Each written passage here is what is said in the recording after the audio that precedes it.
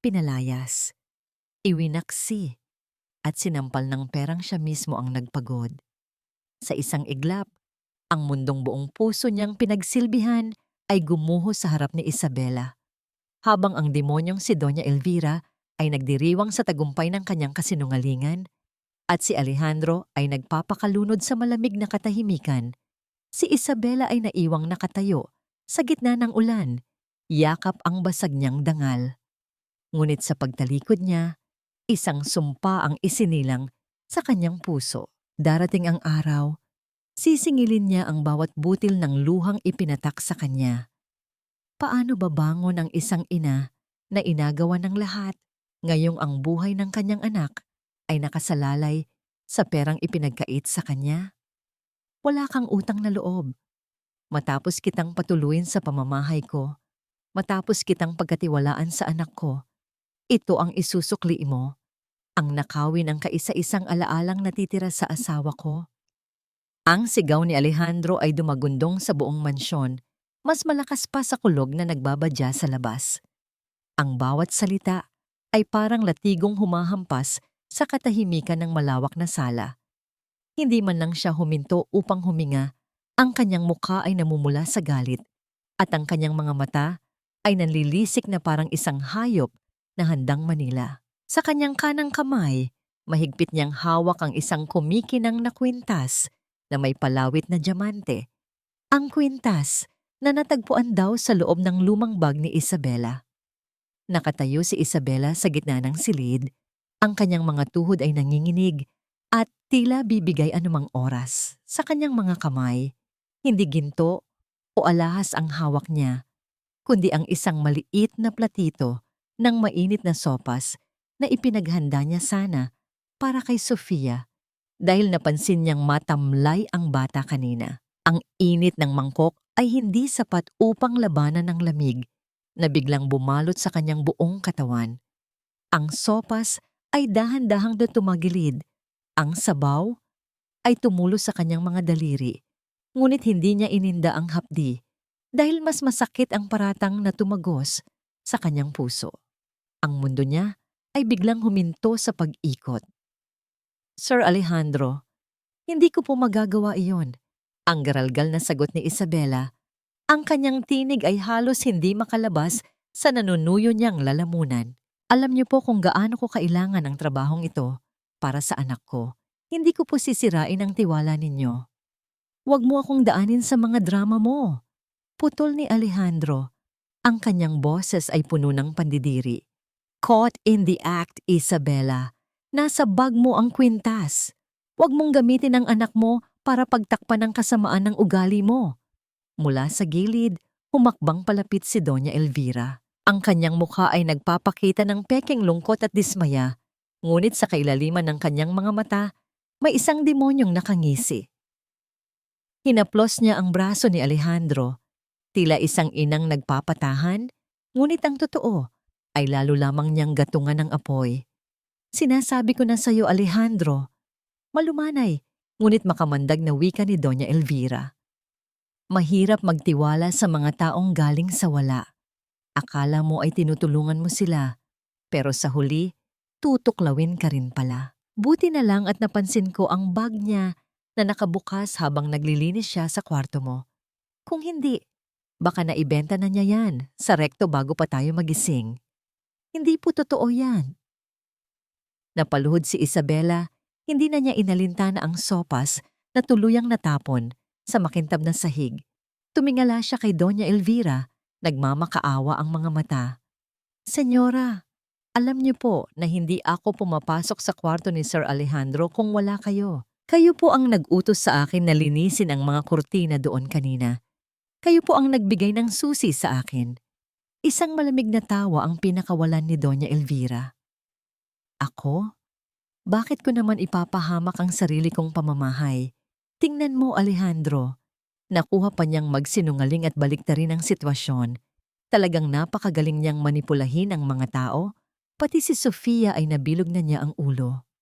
Sa pagbanggit ng pangalan ni Sofia, napalingon si Isabela sa itaas ng hagdanan. Doon, nakasilip ang batang babae, yakap ang kanyang manika. Ang mga mata ni Sofia ay dilat sa takot. Ang kanyang bibig ay nakabuka sa isang piping sigaw. Gustong tumakbo ni Isabela para yakapin ang bata, para takpan ang mga tenga nito mula sa karahasanan ng mundo, ngunit wala siyang lakas. Ang galit ni Alejandro ay umabot sa sukdulan. Ang sakit ng pagkawala ng kanyang asawa, ang stress sa trabaho, at ang pakiramdam na niloko siya ng taong pinagkatiwalaan niya sa kanyang anak ay nagsama-sama. Kinuha niya ang kanyang wallet mula sa bulsa ng kanyang pantalon. Gusto mo ng pera? Heto. Heto ang pera. Isang makapal na bugkos ng mga perang papel ang hinugot ni Alejandro at buong lakas na ihinagis sa mukha ni Isabela. Ang mga papel ay tumama sa pisngi ni Isabela na parang maliliit na talim bago ito nagkalat sa sahig, humalo sa natapong sopas. Ito ang pinakamasakit na sampal na natanggap niya sa buong buhay niya. Hindi sa pisikal, kundi sa kanyang pagkatao. Ang bawat piso ay tila nagsasabing nabibili ang kanyang dangal, na siya ay walang halaga, kundi isang basahan na pwedeng itapon kapag marumi na. Kunin mo yan at lumayas ka sa pamamahay ko, sigaw ni Alejandro. Ang kanyang dibdib ay mabilis na tumataas baba. Huwag na huwag ka nang magpapakita pa o ipapakulong kita. Nanginginig ang mga kamay ni Isabela habang dahan-dahang pinupulot ang mga pera. Hindi dahil sa kasakiman, kundi dahil bawat sentimo ng perang ito ay katumbas ng hininga ng kanyang anak na si Marco na naghihintay sa probinsya. Ang mga perang papel ay basang-basa na ng mainit na sopas, dumidikit sa kanyang palad na tila mga malalamig na linta na sumisipsip sa kanyang huling hibla ng dangal. Sir, parang awa niyo na po. Huwag po ang ganito. Ang bulong ni Isabela. Ang kanyang boses ay halos isang pagsamo na lamang. Pakinggan niyo po si Sofia.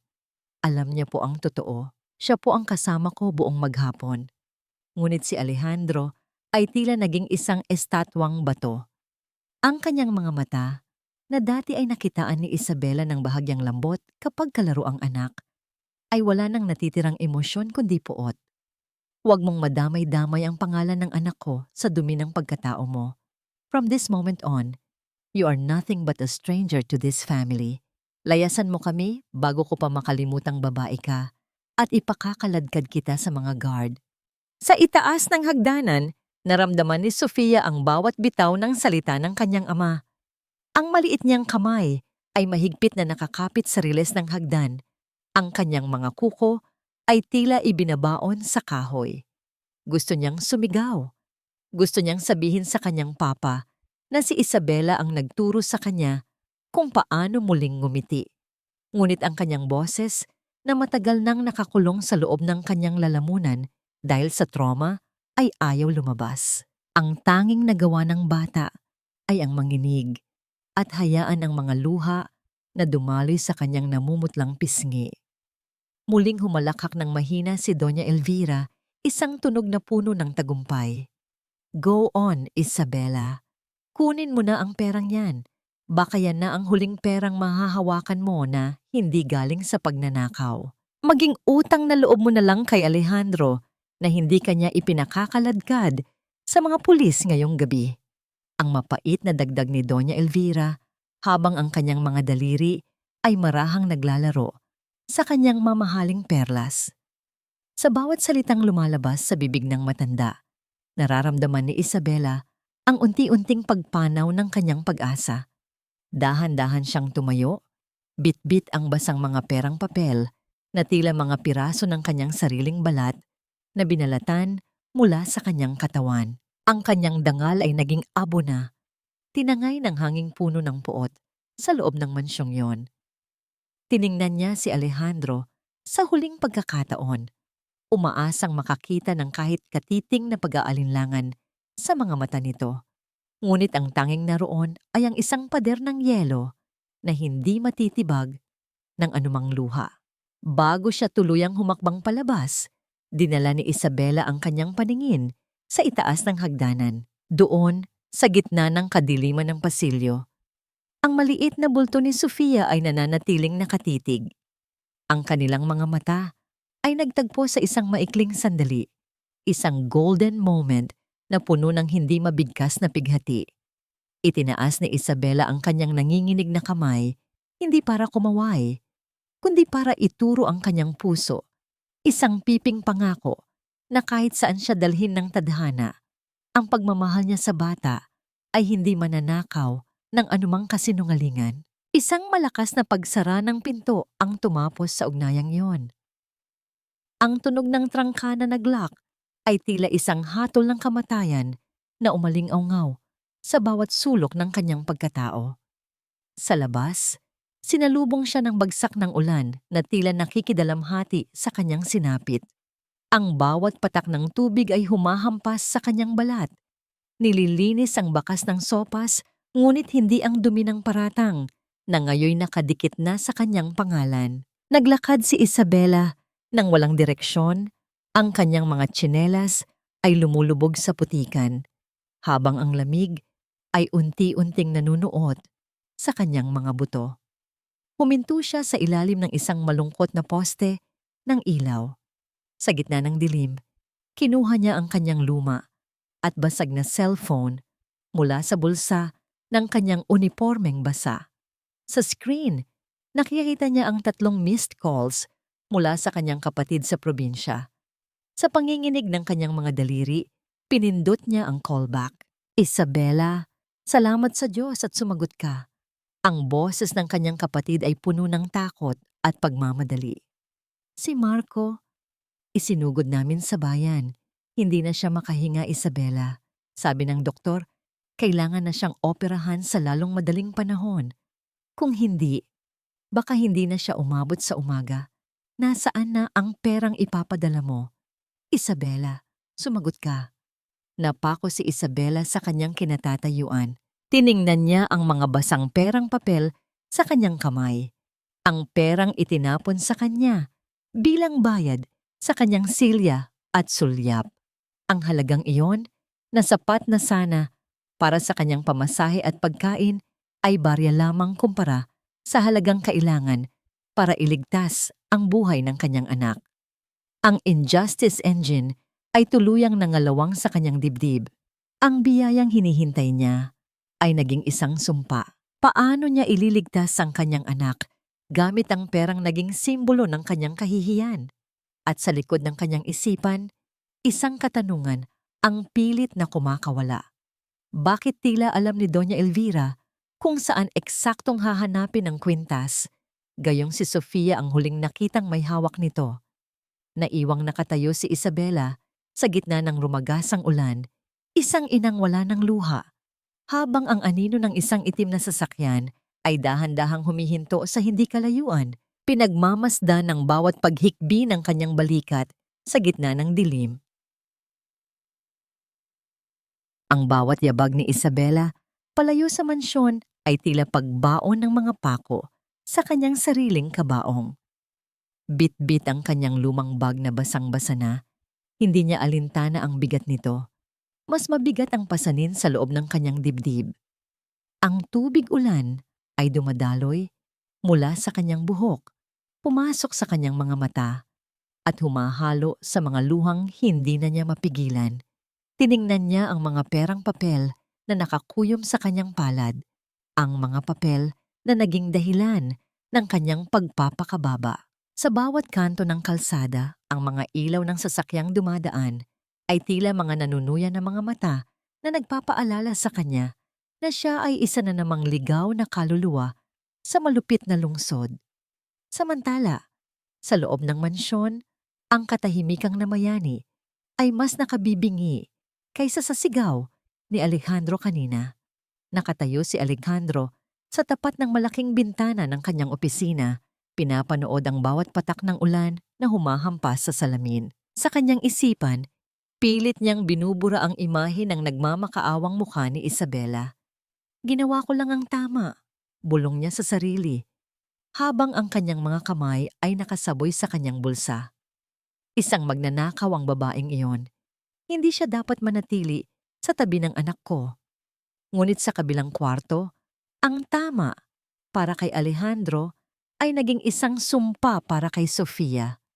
Ang bata ay nakaupo sa gilid ng kanyang kama, hindi gumagalaw, hindi kumukurap. Ang manikang laging bitbit ni Isabela para sa kanya ay nakahandusay sa sahig. Tila isang bangkay na kinalimutan. Nang pumasok si Alejandro upang tingnan ng anak, sinalubong siya ng isang pader ng kawalan. "Sofia, baby! Look at what Papa bought for you," malambing na sabi ni Alejandro habang inilalapag ang isang malaking kahon ng pinakabagong robot na laruan. "This is much better than the old songs of that woman. Di ba gusto mo ito?" Walang sagot. Ni isang sulyap ay hindi ibinigay ng bata. Ang mga mata ni Sofia ay nakapako sa kawalan, tila ang kanyang kaluluwa ay sumama na sa pag-alis ni Isabela. Ang selective mutism na dahan-dahang nagagamot ni Isabela ay bumalik ng mas malala pa. Isang madilim na kuweba kung saan walang sino man ang pwedeng pumasok. Dahan-dahang lumapit si Doña Elvira, ang kanyang mga hakbang ay tila isang ahas na gumagapang sa damuhan. "Hayaan mo na muna siya, Alejandro. Natural lang na manibago ang bata. Bukas makalawa, makakalimutan din niya ang katulong na yon. Ang mahalaga, ligtas na ang mga alaalang iniwan ng anak ko sa pamamahay na ito." Huminga ng malalim si Alejandro. Pilit na pinaniniwala ang sarili sa mga salita ng kanyang biyenan.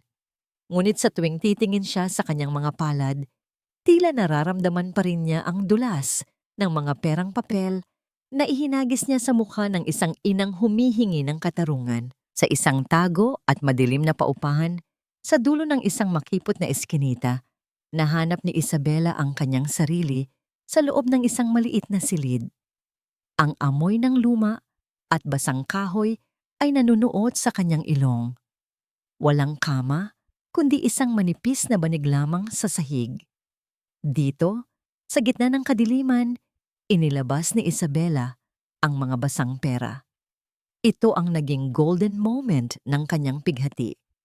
Isa-isa niyang inilatag ang mga perang papel sa sahig. Gamit ang kanyang sariling hininga, pilit niyang pinatutuyo ang mga ito.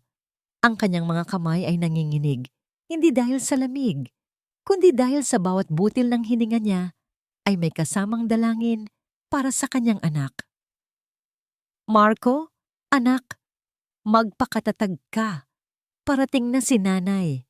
Hindi kita pababayaan kahit anong mangyari." Isang tawag mula sa probinsya ang muling bumasag sa katahimikan. Ang boses ng kanyang kapatid ay mas desperado na ngayon. "Isabela, kailangan na ng deposito sa ospital bago mag-umaga."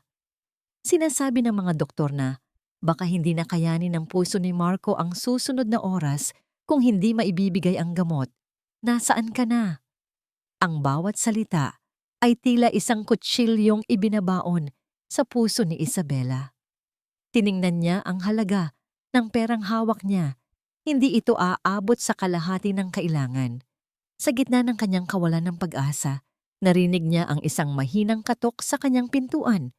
Nang buksan niya ito, walang tao sa labas. Ngunit sa sahig, may isang maliit na puting sobre. Walang nakasulat na pangalan, walang anumang marka. Sa loob nito ay may isang pirasong papel na may mga salitang, "Hindi lahat ng nakikita ng mata ay katotohanan. Bantayan mo ang iyong likuran." Sino ang nag-iwan ng sobreng ito? At bakit tila may isang pares ng mga mata na kanina pa nakamasid sa kanya mula sa isang itim na sasakyang nakaparada sa tapat ng paupahan? Ang gabi ay tila wala ng katapusan, habang si Alejandro ay pilit na nagpapakalunod sa alak upang makalimot.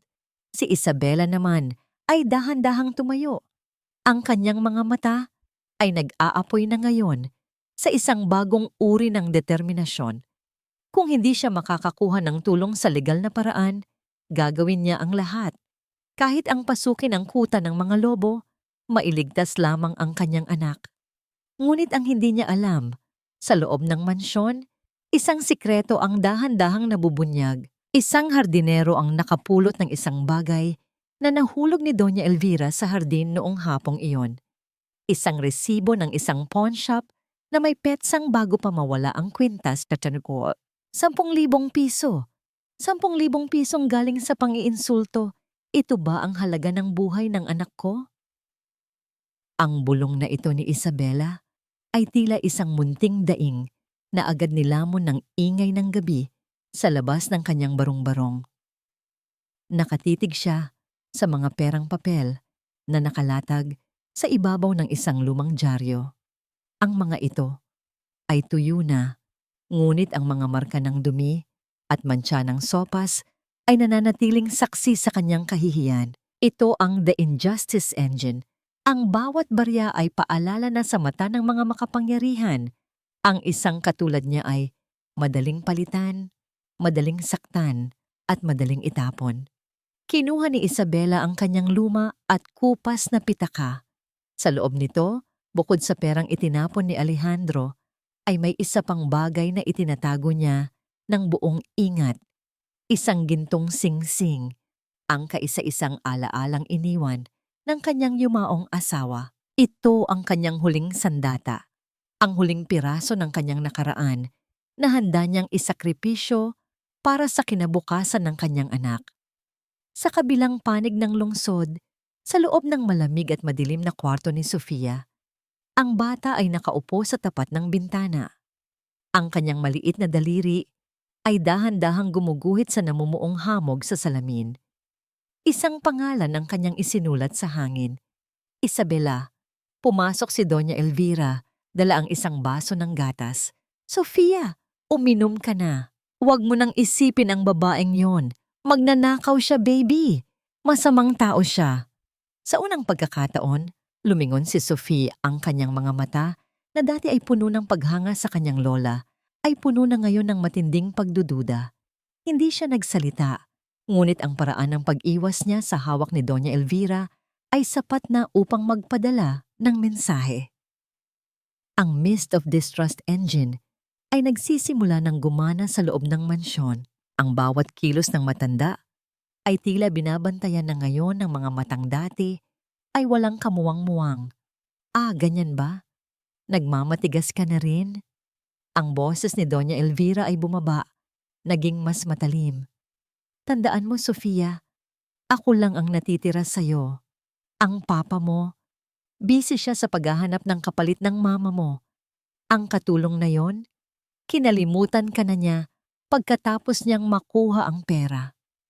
Samantala, lumabas si Isabela sa kalsada, suot ang isang manipis na jacket upang labanan ng ginaw. Naglakad siya patungo sa isang pawn shop sa kanto, umaasang ang kanyang singsing ay makapagbibigay ng sapat na dagdag para sa operasyon ni Marco. Ngunit pagdating niya doon, ang rehas ay nakasara na. Ang karatula ay malinaw. Closed. Open at 8:00 ng umaga.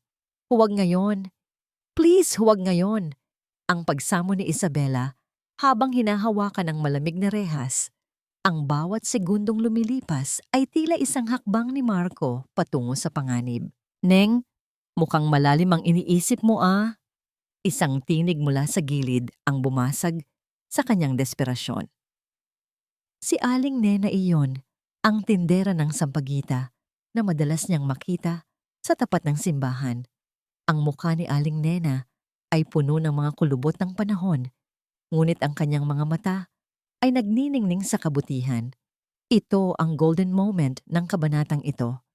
Inabutan ni Aling Nena si Isabela ng isang maliit na balot ng tinapay at isang mainit na baso ng kape mula sa kanyang termos. Kain muna, anak. Ang problemang hindi kinakain, lalong bumibigat. Ang malumanay na sabi ng matanda. Dito na bumuhos ang lahat. Ikinuwento ni Isabela ang nangyari, ang pagnanakaw na hindi niya ginawa, ang sipa at sampal ng pera ni Alejandro, at ang naghihingalong anak sa probinsya. Si Aling Nena ay nakinig lamang. Ang kanyang mga kamay ay dahan-dahang hinahaplos ang likod ni Isabela. Alam mo, Isabela, ang simula ni Aling Nena, ang kanyang boses ay tila isang mainit na kumot sa gitna ng bagyo. Ang mga taong may matataas na bakod, madalas ay sila ang may pinakamakitid na paningin.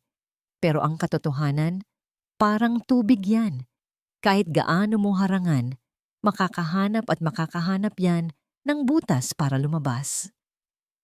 Mula sa malayo, ang itim na sasakyang kanina pa nakasunod kay Isabela ay dahan-dahang gumalaw. Huminto ito ilang metro mula sa kinaroroonan ni na Isabela at Aling Nena. Bumaba ang salamin ng bintana, ngunit ang loob ay nananatiling madilim. Isang lalaki ang nakatingin sa kanila, hawak ang isang litrato ni Isabela at isang envelope na puno ng mga dokumento tungkol sa nakaraan ni Doña Elvira. Nabalik ang atensyon ni Isabela sa kanyang cellphone nang ito ay mag-vibrate.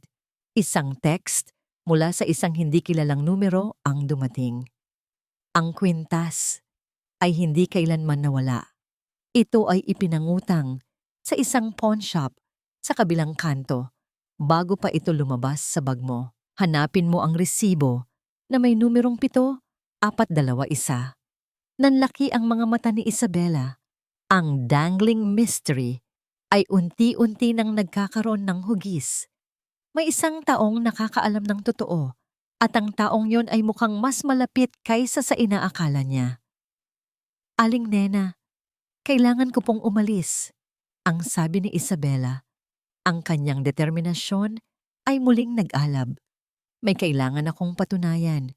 Ngunit sa kanyang pagtayo, isang malakas na tunog ng preno ang umalingaw-ngaw sa kalsada. Ang itim na sasakyan ay humarang sa kanyang dadaanan.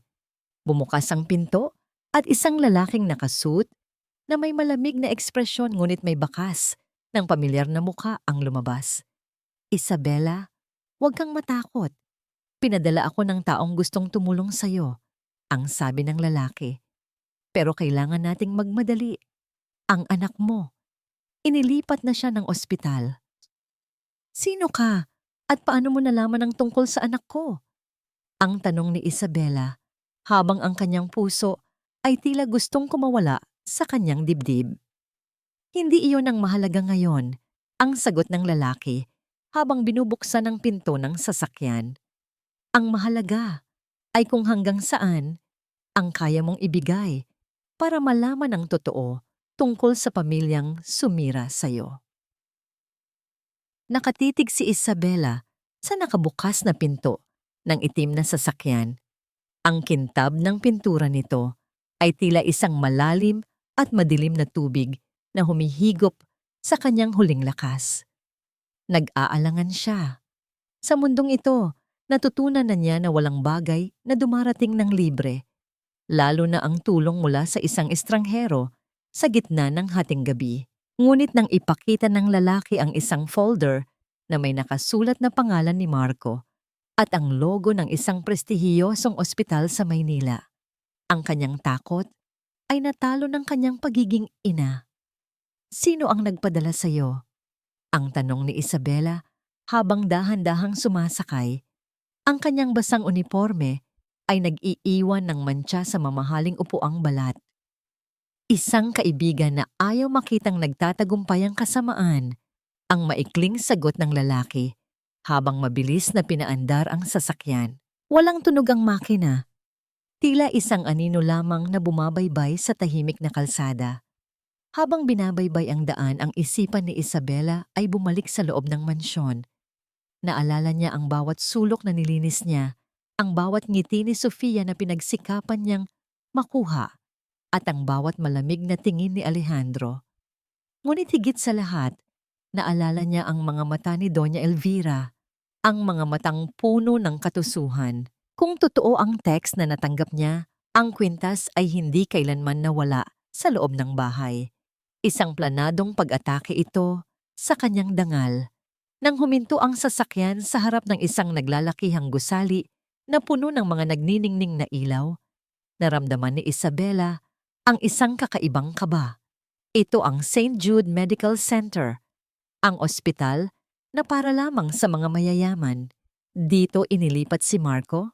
Paano? Mabilis siyang bumaba at tumakbo patungo sa glass door. Sinalubong siya ng amoy ng antiseptic at ang malamig na buga ng aircon. Sa dulo ng pasilyo ng Pediatric Intensive Care Unit, nakita niya ang kanyang kapatid na si Elena.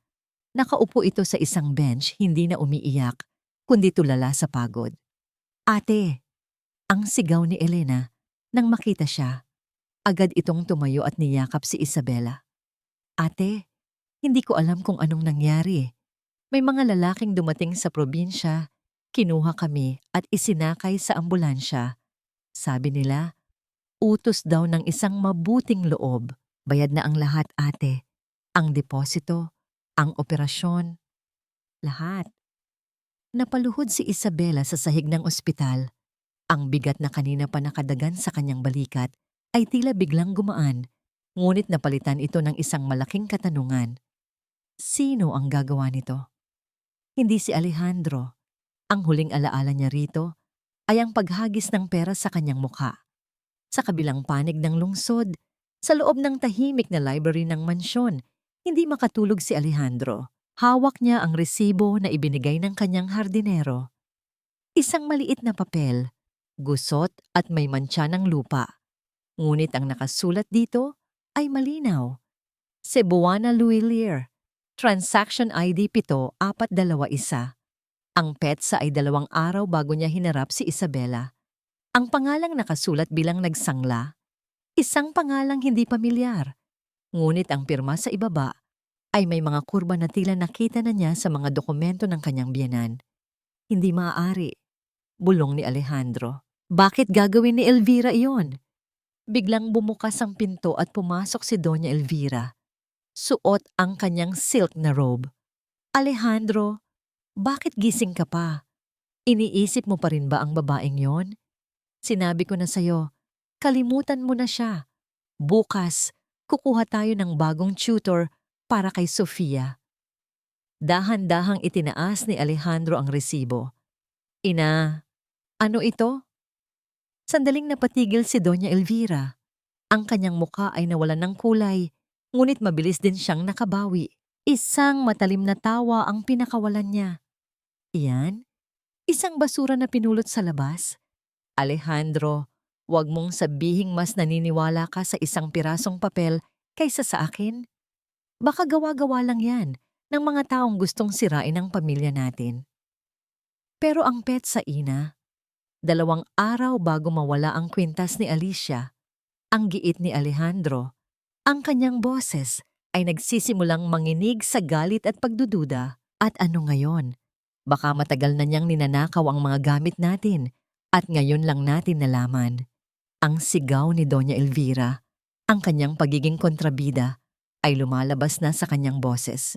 "Huwag mong kalimutan, Alejandro, kung hindi dahil sa akin, wala kang katuwang sa pagpapalaki kay Sofia. Huwag mong sayangin ang tiwala ko sa'yo para sa isang hamak na katulong." Naglakad palabas si Doña Elvira, padabog na isinara ang pinto. Ngunit sa likod ng pinto, ang kanyang puso ay mabilis na tumitibok. Kailangan niyang kumilos.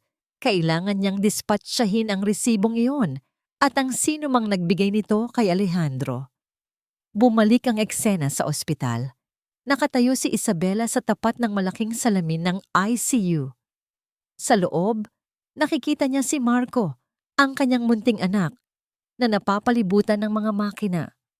Ang dibdib ng bata ay dahan-dahang tumataas at bumababa sa tulong ng ventilator. Ito ang golden moment ni Isabela, ang makitang buhay ang kanyang anak sa gitna ng lahat ng pighati. Hinawakan niya ang salamin. Tila ba maaabot niya ang kamay ni Marco. "Anak, narito na si nanay. Hindi ka na aalis, pangako." Isang anino ang sumulpot sa likuran niya. Ang lalaking nakasuit kanina. "May gusto kang makilala, Isabela." Lumingon si Isabela at nakita ang isang matandang lalaki na nakaupo sa isang wheelchair. Ang mukha nito ay pamilyar. Tila nakita na niya sa mga lumang larawan sa mansyon. Ito si Don Ricardo, ang ama ni Alicia, ang yumaong asawa ni Alejandro. Ang lalaking matagal nang ibinalita ni Doña Elvira na pumanaw na sa ibang bansa. "Don Ricardo?" Ang bulong ni Isabela sa gulat. "Isabela, patawarin mo ako kung huli na ang tulong ko," ang mahinang sabi ng matanda. "Matagal na akong ikinulong ng sarili kong asawa sa isang nursing home para makuha ang lahat ng yaman. Ngunit nakita ko ang lahat. Alam ko kung paano kanya pinahirapan. At alam ko rin na ikaw lang ang makakapagligtas sa apo ko mula sa mga kuko ni Elvira. Ang dangling mystery ay nabigyan ng sagot. Ngunit isang mas malaking hamon ang umusbong. Si Don Ricardo ay buhay at siya ang lihim na kakampi ni Isabela. Ano ang kailangan kong gawin? Ang tanong ni Isabela. Ang kanyang tinig ay puno na ngayon ng tapang. Babalik ka sa mansyon. Ang sagot ni Don Ricardo. Hindi bilang isang katulong, kundi bilang ang babaeng magpapatumba sa kaharian ng kasinungalingan ni Elvira. Pero bago iyon, kailangan nating hintayin ang tamang pagkakataon. Ang oras ng paniningil ay malapit na. Huwag kang hihingi ng tawad sa akin, Isabela. Ako dapat ang humingi ng tawad sa iyo dahil naging bulag at bingi ako sa kasamaan ng sarili kong asawa sa loob ng maraming taon. Ang tinig ni Don Ricardo ay mahina, tila isang tuyong dahon na hinihipan ng hangin, ngunit ang bawat salita ay may bigat ng isang hatol. Nakaupo ang matanda sa kanyang wheelchair. Ang kanyang mga kamay na puno ng kulubot ay mahigpit na nakahawak sa mga bakal na bahagi nito. Sa loob ng madilim na pasilyo ng ospital, ang tanging nagbibigay ng liwanag ay ang malamig na asul na ilaw mula sa mga monitor ng ICU. Napatitig si Isabela sa matanda. Hindi niya akalain na ang lalaking nasa harap niya, na itinuring na patay na ng lahat, ay ang siyang magiging anghel na tagasagip sa kanyang anak. Don Ricardo, bakit niyo po ito ginagawa? Isang hamak na katulong lang po ako na pinalayas ng may mantsa ang pangalan. Dahil ikaw lang ang nakakita kay Sofia, hindi bilang isang tagapagmana, kundi bilang isang batang nangangailangan ng yakap.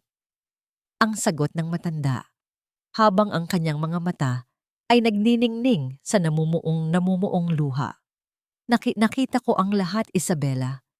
Ang mga CCTV sa mansyon na itinatago ni Elvira. Alam ko kung paano niya inilagay ang kwintas sa bag mo habang abala ka sa pag-aayos ng gamit ni Sofia. Siya ang magnanakaw, Isabela. Ninakaw niya ang dangal mo at ninanakaw niya ang kinabukasan ng apo ko. Ang sacrifice dilemma engine ay dahan-dahang gumagalaw sa isipan ni Isabela. Gusto niyang sumigaw, gusto niyang bumalik sa mansyon at ituro ang lahat ng kasalanan ni Doña Elvira. Ngunit tiningnan niya si Marco sa loob ng salamin. Ang bata ay mahimbing na natutulog. Ang kanyang paghinga ay regular na sa tulong ng mga makina. Ang kaligtasan ng kanyang anak ang pinakamahalaga. Ngunit sapat na ba yun para manahimik? Samantala, sa loob ng mansyon, ang gabi ay tila mas lalong dumidilim para kay Alejandro. Nakaupo siya sa kanyang malawak na kama. Hawak ang isang baso ng whiskey. Ang resibo ng pawn shop ay nakapatong sa kanyang hita. Tila isang nagbabagang uling na nagpapainit sa kanyang budhi. Naalala niya ang mukha ni Isabela nang ihagis niya ang pera. Ang paraan ng pagpulot nito, puno ng takot, pighati. Ngunit may natitira pang dignidad at naalala niya si Sofia. Ang bata ay hindi kumain ng hapunan, hindi rin uminom ng gatas, at ang tanging ginagawa ay yakapin ang isang lumang panyo na naiwan ni Isabela sa labahan. Anong nagawa ko? Ang bulong ni Alejandro sa sarili. Ang redemption engine ay nagsisimulang uminit. Ang kanyang pagmamataas ay dahan-dahang tinutunaw ng katotohanang baka nagkamali siya ng pinapanigan. Tumayo si Alejandro at naglakad patungo sa kwarto ni Sofia. Binuksan niya ang pinto ng marahan. Ang tunog ng bisagra ay tila isang munting daing sa gitna ng katahimikan. Nakita niya ang kanyang anak, nagising pa, nakatingin sa kisame. Sofia, baby, are you okay? Ang tanong ni Alejandro habang umuupo sa tabi ng bata. Humarap si Sofia sa kanya. Ang mga mata ng bata ay wala ng takot, kundi isang malalim na lungkot na hindi nararapat sa kanyang edad. Dahan-dahang itinaas ni Sofia ang kanyang maliit na kamay at itinuro ang pintuan. Ang direksyon kung saan huling nakita si Isabela. Pagkatapos, gumawa siya ng isang kilos na tila nagsusulat sa hangin, ang letrang I. Gusto mo siyang bumalik? Ang tanong ni Alejandro. Ang kanyang boses ay nanginginig. Tumango si Sofia ng mabilis at isang maliit na hikbi ang kumawala sa kanyang bibig. Ito ang unang tunog na ginawa ng bata mula nang umalis si Isabela. Ang hiyaw ng kanyang anak ay tila isang sampal sa mukha ni Alejandro. Higit pa sa anumang resibo, ang luha ng kanyang anak ang pinakamalakas na ebidensya ng pagiging inosente ni Isabela. Bumalik ang eksena sa ospital. Ito ang golden moment ni Isabela. Pinayagan siya ng nurse na pumasok sa loob ng ICU sa loob ng 5 minuto. Dahan-dahan niyang hinawakan ang maliit na kamay ni Marco. Ang balat ng bata ay mainit na. Hindi na kasing lamig ng bangkay gaya noong nasa probinsya pa sila. Marco, anak, lalaban tayo. Ang bulong ni Isabela, ang kanyang mukha ay nakalapit sa tenga ng bata. Huwag kang mag-alala, may mga tao nang tutulong sa atin. At kapag magaling ka na, hindi na tayo babalik sa lugar na nanakit sa atin. Magtatayo tayo ng sarili nating maliit na mundo. Ngunit sa labas ng kwarto, ang lalaking nakasuit na assistant ni Don Ricardo ay mabilis na lumapit sa matanda. Ang kanyang mukha ay puno ng pag-aalala. Don Ricardo, may problema po. May mga tao si Doña Elvira na nakakita sa sasakyan natin kanina. Alam na nila na may tumutulong kay Isabela. Nanlaki ang mga mata ni Don Ricardo. Kailangan nating ilipat si Isabela at ang kanyang pamilya sa isang mas ligtas na lugar. Ngayon din. Ngunit bago pa sila makakilos, ang mga elevator sa dulo ng pasilyo ay bumukas. 3 lalaking nakauniforme ng security guard, ngunit may mga mukhang hindi mapagkakatiwalaan, ang mabilis na naglalakad patungo sa kanila. Ang isa sa kanila ay may hawak na radyo, at ang boses na lumalabas doon ay pamilyar. Ang malamig at autoritaryong boses ni Doña Elvira. Kunin niyo ang babae at siguraduhin ninyong hindi makakaalis ang matanda sa ospital na yan.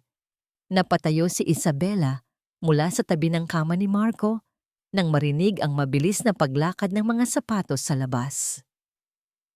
Ang dangling mystery ay naging isang direktang panganib. Sino ang magliligtas sa kanila ngayon? Si Don Ricardo na mahina ang pangangatawan o si Alejandro na hanggang ngayon ay hindi pa alam kung nasaan sila. Ang huling imahe ay ang kamay ni Isabela na mahigpit na nakahawak sa riles ng kama ni Marco, habang ang anino ng mga lalaki ay dahan-dahang lumalaki sa glass door ng ICU. Huwag kayong lalapit. Isang hakbang pa at sisiguraduhin kong malalaman ng buong ospital na ito ang ginagawa ninyo. Ang tinig ni Isabela ay hindi na nanginginig. Sa halip, ito ay may talim na tila isang punyal na humihiwa sa malamig na hangin ng ICU. Nakatayo siya sa harap ng kama ni Marco. Ang kanyang mga braso ay nakadipa na, tila isang inahing manok na pinoprotektahan ang kanyang kaisa-isang sisiw mula sa mga kuko ng lawin. Ang sacrifice dilemma engine ay umabot na sa rurok nito. Wala siyang pakialam kung ano ang mangyari sa kanya. Basta huwag lang mahawakan ang kanyang anak. Ang 3 lalaki ay huminto sa tapat ng glass door. Ang kanilang mga mukha ay walang emosyon, tila mga makina na sumusunod lamang sa utos ng kanilang amo. Ang pinakapuno sa kanila na may malalim na pilat sa pisngi ay dahan-dahang binuksan ng pinto. Ang tunog ng pag-slide ng salamin ay tila isang hudyat ng kamatayan para kay Isabela. Miss, huwag mo na kaming pahirapan, ang sabi ng lalaki sa malamig na Taglish. We are just doing our job. Pinapatawag ka lang ni Madam Elvira. Sumama ka na nang maayos kung ayaw mong madamay ang bata. Naramdaman ni Isabela ang paghinto ng kanyang hininga nang banggitin ang kanyang anak. Tumingin siya sa monitor ng puso ni Marco. Ang bawat beep na regular at mahina ay tila isang paalala na ang buhay ng kanyang anak ay nakasabit sa isang manipis na sinulid. Ang iro niya ay napakalinaw. Ang lugar na dapat ay nagbibigay ng buhay ay nagiging isang bitag ng panganib. Nandito ako, Isabela. Hindi ka nila masasaktan habang buhay pa ako. Mula sa likuran ng mga lalaki, lumitaw si Don Ricardo sa kanyang wheelchair. Itinutulak ng kanyang matapat na assistant. Sa kabila ng kanyang panghihina, ang awtoridad sa kanyang boses ay hindi nawala. Umalis kayo rito bago ko tawagan ang hepe ng pulisya na matalik kong kaibigan. Sabihin niyo kay Elvira, tapos na ang oras ng pagtatago niya. Nagkatinginan ang mga lalaki. Nakita ni Isabela ang pag-aalinlangan sa kanilang mga mata. Ngunit bago pa sila makakilos, ang radyo sa baywang ng isa sa kanila ay muling bumuga ng boses. Ano pang hinihintay ninyo? Dalhin niyo na siya rito. Ngayon din. Ang desperasyon ay muling bumalot kay Isabela. Ngunit sa gitna ng kaguluhang ito, ang kanyang cellphone sa bulsa ay muling nag-vibrate. Isang tawag mula sa isang numerong hindi niya inaasahan. Isabela! Nasaan ka? Iyon ang boses ni Alejandro. Hindi na ito ang boses ng galit na lalaking nagtaboy sa kanya, kundi isang boses na puno ng pagkalito, takot, at isang bagay na tila pagsisisi. Sir Alejandro? Ang bulong ni Isabela, ang kanyang mga luha, ay muling dumasal sa kanyang mga pisngi. Tulungan niyo po ako. Ang mga tao ng biyenan niyo, nandito sila sa St. Jude. Gusto nilang kunin si Marco. Sa kabilang linya, narinig ni Isabela ang malakas na pagmura ni Alejandro, isang tunog ng pagbagsak ng baso at ang mabilis na paghinga nito na tila isang taong nalulunod na pilit na humahabol ng hininga. Ang dating mapagmataas na boses ay nanginginig na ngayon sa takot. Stay where you are, Isabela. Huwag kang lalayo sa mga security ng ospital. I'm coming. Patawad, Isabela. Please, hold on. Ngunit huli na ang lahat para sa mga babala. Ang pinakapuno ng mga lalaki ay marahas na humakbang pumasok sa loob ng ICU. Ang amoy ng alak at sigarilyo mula sa kanyang kasuotan ay pumatay sa malinis at antiseptikong amoy ng silid. Inabot niya ang braso ni Isabela. Ang kanyang malalaking daliri ay tila mga bakal na kumpit na bumaon sa malambot na balat ng ina. Bitawan mo ako, ang anak ko. Huwag niyo siyang galawin. Ang tili ni Isabela. Hindi siya lumalaban para sa sarili niyang kaligtasan, kundi para sa tubo ng ventilator na nakakabit kay Marco. Sa kanyang isipan, bawat paggalaw ng kama ay banta sa hininga ng kanyang anak. Tumigil ka na, miss. Sumama ka na lang kung ayaw mong masaktan ng bata. Ang bulyaw ng lalaki. Dito naganap ang isang golden moment na hinding-hindi malilimutan ni Isabela. Sa gitna ng kaguluhan, ang maliit na kamay ni Marco na kanina ay walang malay ay tila gumalaw ng bahagya. Ang mga daliri ng bata ay humawak sa dulo ng damit ni Isabela. Isang mahinang kapit na tila nagsasabing, Nanay, huwag mo akong iwan. Ang hapdi ng kapit na yon ay nagbigay kay Isabela ng lakas na hindi niya alam na taglay niya. Buong lakas niyang itinulak ang lalaki, sapat upang mawalan ito ng balanse at tumama sa gilid ng kabinet ng mga gamot. Wala kayong karapatang tapakan ang lugar na ito. Ang sigaw ni Isabela, ang kanyang mga mata ay nag-aapoy na sa puot. Ang perang itinapon ng amo niyo ay hindi sapat para bilhin ang buhay ng anak ko. Lumabas kayo. Sapat na ang dula-dulaang ito. Ang lahat ay napatigil nang marinig ang matinis at autoritaryong tinig mula sa pintuan. Doon, nakatayo si Doña Elvira. Ang kanyang muka ay balot ng isang peking ngiti ng pag-aalala. Ngunit ang kanyang mga mata ay kasing lamig ng yelo. Hawak niya ang kanyang designer bag na tila isang sandata. Elvira, ang mahinang sambit ni Don Ricardo, ang kanyang boses ay puno ng pait. Hayop ka. Paano mo nagawang itago ako sa sarili nating pamilya? Ricardo, mahal ko, ang sagot ni Doña Elvira habang dahan-dahang lumalapit, hindi pinapansin ang mga security guard. Masyado ka ng matanda para sa mundong ito. Ang utak mo ay puno na ng mga maling alaala. At ang babaeng ito? Itinuro niya si Isabela ng may pandidiri.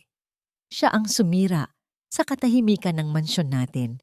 Magnanakaw na, manggagansyo pa. Ako ba talaga ang magnanakaw, senyora?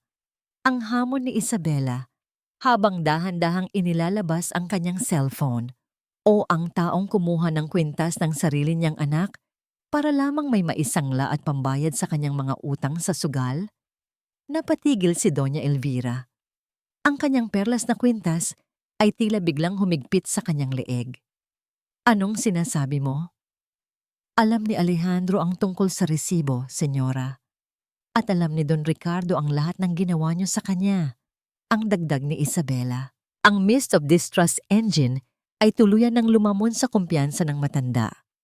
Ngunit si Doña Elvira ay hindi basta-basta susuko. Isang senyas ang ibinigay niya sa kanyang mga tauhan. Kunin niyo ang bata. Kung ayaw sumama ng ina, dalhin ang bata sa kotse. Tingnan natin kung hindi siya susunod. Huwag! Ang hiyaw ni Isabela nang magsimulang lumapit ang dalawang lalaki sa incubator ni Marco. Ngunit bago pa man mahawakan ng sino man ang kama, ang pintuan ng ICU ay bumukas ng may matinding lakas.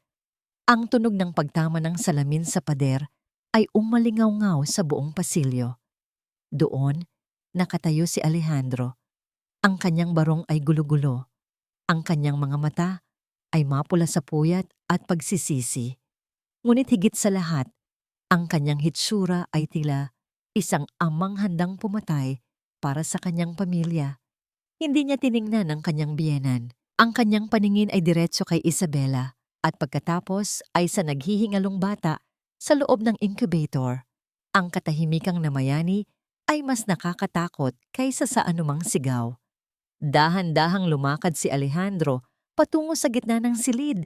Ang bawat hakbang niya ay tila pagguho ng kaharian ni Doña Elvira. Alejandro, anak, buti at dumating ka. Ang pilit na boses ni Doña Elvira, sinusubukang ibalik ang kanyang maskara. Ang babaeng ito, tinatangka niyang itago ang biyenan mo. Isang malakas na sampal ang bumasag sa hangin. Hindi ito sampal ng kamay, kundi ang sampal ng katotohanan. Inihagis ni Alejandro ang resibo ng pawn shop sa paanan ng kanyang biyenan. Lumayas ka rito, Elvira. Ang boses ni Alejandro ay mababa, ngunit puno ng panganib. Bago ko pa makalimutang ikaw ang nagluwal sa asawa ko. Layas. Ngunit ang cliffhanger ay hindi doon nagtatapos. Habang papalabas ang mga tauhan ni Elvira at ang matanda na nanginginig sa galit, ang monitor ng puso ni Marco ay biglang naglabas ng isang mahaba at tuloy-tuloy na tunog. Ang linyang berde ay naging flat. Marco! Anak! Ang tili ni Isabela. Napatakbo ang mga doktor sa loob ng silid. Itinulak nila si Isabela at Alejandro palabas. Ang huling nakita ni Isabela bago isara ang pinto ay ang mga doktor na pilit na binubuhay ang kanyang anak. Habang si Alejandro ay nakatayo sa gilid, tulala at wasak ang pagkatao sa harap ng trahedyang siya mismo ang may gawa. Ang mundo ay biglang nawala ng kulay sa paningin ni Isabela. Ang mahaba at matalim na tunog ng monitor ng puso ay tila isang kutsilyong humihiwa sa bawat hibla ng kanyang pag-asa. Nakita niya ang mabilis na pagpasok ng mga doktor at nurse. Ang kanilang mga mukha ay balot ng matinding konsentrasyon at kaba. Itinulak siya palabas ng silid at ang huling imahe na nakita niya ay ang maliit na katawan ni Marco na tumatalbog sa kama habang ginagamitan ng defibrillator. Marco! Huwag mong iwan si nanay! Marco! Ang tili ni Isabela ay umalingaw-ngaw sa pasilyo ng ospital, isang tunog ng purong pighati na tila nanggagaling sa kailaliman ng kanyang kaluluwa. Napaluhod siya sa malamig na sahig. Ang kanyang mga kamay ay mahigpit na nakakapit sa glass door ng ICU. Ang kanyang mga kuko ay kumakalmot sa salamin, pilit na binabasag ang harang sa pagitan niya. at ng kanyang naghihingalong anak. Sa likuran niya, nakatayo si Alejandro na tila isang estatwa. Ang kanyang mga kamay ay nanginginig at ang resibo ng pawnshop na kanina ay hawak niya ay nahulog na sa sahig kasama ng kanyang natitirang pagmamataas. Tiningnan niya si Isabela, ang babaeng binalasubas niya, ang inang tinapunan niya ng pera sa mukha, at naramdaman niya ang isang uri ng hapdi na hindi kayang gamutin ng anumang yaman. Dahan-dahan siyang lumapit, sinubukang hawakan ng balikat ni Isabela upang itayo ito. Isabela, makakaya niya iyan. Malakas si Marco. Ngunit sa isang mabilis na galaw, iwinaksi ni Isabela ang kamay ni Alejandro. Humarap siya rito. Ang kanyang mga mata ay punong-puno ng luha, ngunit may kasamang matinding puot. Huwag mo akong hahawakan. Ang bulyaw ni Isabela, ang kanyang boses ay garalgal sa iyak. Nandito tayo dahil sa'yo. Kung hindi mo ako pinalayas ng parang aso, kung hindi mo ako pinagbintangan, sana ay maaga kaming nakapunta rito. Ang perang itinapon mo sa akin, iyon ba ang pambayad mo sa hininga ng anak ko? Napaatras si Alejandro. Ang bawat salita ni Isabela ay tila isang sampal na mas masakit pa sa anumang pisikal na saktan. Tiningnan niya ang mga palad ni Isabela na puno pa rin ng mga gasgas mula sa pagtatrabaho sa karinderya. Ang injustice engine ay tuluyan ng sumabog sa harap niya at ang lahat ng kanyang mga rason ay nagmistulang abo. I know. I was wrong, Isabela. God, I was so wrong. Ang bulong ni Alejandro, ang kanyang boses ay basag. Gagawin ko ang lahat. I'll bring the best doctors from around the world. I'll pay for everything. Just, please don't say that. Pera na naman, isang mapait na tawa ang kumawala kay Isabela. Hanggang ngayon ba, akala mo ay pera ang sagot sa lahat? Ang kailangan ni Marco ay ang oras na ninakaw mo sa amin. Ang kailangan niya ay ang katahimikang ipinagkait mo dahil sa pakikinig mo sa mga kasinungalingan ng biyenan mo. Sa gitna ng kanilang pagtatalo, lumapit si Don Ricardo sa kanyang wheelchair. Ang matanda ay tila mas lalong tumanda sa loob ng ilang minuto. Alejandro, anak, sapat na ang pagsisisi sa salita. Ang kailangan ni Isabela ngayon ay ang katarungan na matagal nating ipinagkait sa kanya. Ito ang naging golden moment ng kabanatang ito. Habang ang mga doktor ay patuloy na nagtatrabaho sa loob, tumayo si Isabela at humarap sa salamin. Isinandal niya ang kanyang noo sa malamig na glass door at nagsimulang bumulong ng isang kanta, ang parehong awiting bayan na itinuro niya kay Sofia sa mansyon. Ang kanyang boses ay mahina, tila isang dalangin na lumilipad sa gitna ng mga makina at gamot. Nakita ni Alejandro ang eksenang ito at naramdaman niya ang isang matinding kilig na hinaluan ng pighati. Isang uri ng koneksyon na hindi niya naramdaman kahit sa kanyang yumaong asawa. Ang katatagan ni Isabela sa gitna ng pagkawasak ay isang bagay na hindi niya maunawaan. Makalipas ang tila isang siglo, bumukas ang pinto ng ICU. Lumabas ang punong doktor. Tinatanggal ang kanyang maskara. Ang pawis sa kanyang noo ay malinaw na makikita sa ilalim ng mga puting ilaw. Stable na ang bata. Ang bungad ng doktor. Himala. Ngunit bumalik ang tibok ng kanyang puso. Pero kailangan nating bantayan ang susunod na 24 na oras. Critical pa rin ang lagay niya. Nakahinga ng maluwag si Isabela at muling napaupo sa bench. Ang kanyang katawan ay tila nawala ng lahat ng buto. Si Alejandro naman ay dahan-dahang lumuhod sa tapat niya, hindi na bilang isang amo, kundi bilang isang taong humihingi ng tawad. Isabela, hindi ko man maibabalik ang nakaraan. Sisiguraduhin kong pagbabayaran ni Elvira ang lahat. Ang pangako ni Alejandro. But more than that, I want to make it up to you. Not because of the money, but because Sofia needs you. And maybe I need to learn how to be a human being again from you. Tiningnan ni Isabela si Alejandro.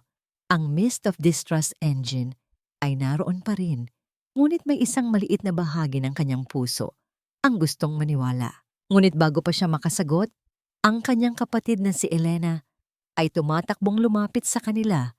Hawak ang isang tablet na may live news feed. Ate, Sir Alejandro, tingnan niyo ito. Sa screen, makikita ang labas ng mansyon ni Alejandro.